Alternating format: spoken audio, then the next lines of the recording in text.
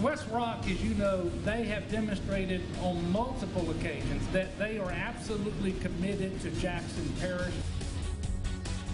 Coming up, Governor Edwards in the ArkLaMist today will tell you about the project he's discussing. Good evening and thank you for joining us. I'm Christina Jensen. And I'm Stephen Pappas. Our top story tonight, Governor John Bel Edwards in the village of Hodge today for a major announcement. NBC 10's Valerie Moravi shares the big news about changes coming to the WestRock Paper Mill.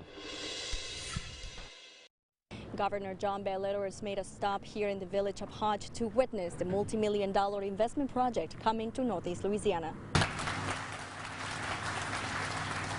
WestRock, as you know, they have demonstrated on multiple occasions that they are absolutely committed to Jackson Parish, to the state of Louisiana, with the investments that they make, with the jobs that they create.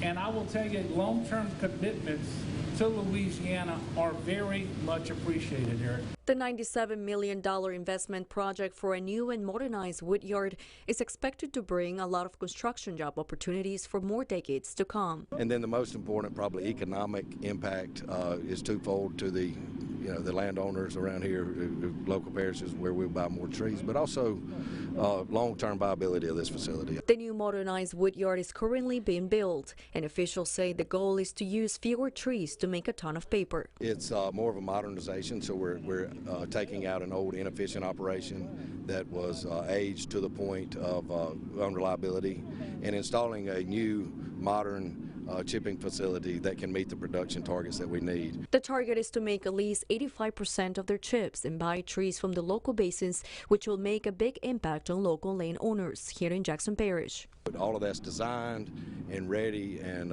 we've ordered the equipment, so we're ready to go. Now, the opening of the new facility for Phase 1 will be on August 31st of 2023. Reporting in Hodge, I'm Valerie Moravi for your weather station. The USA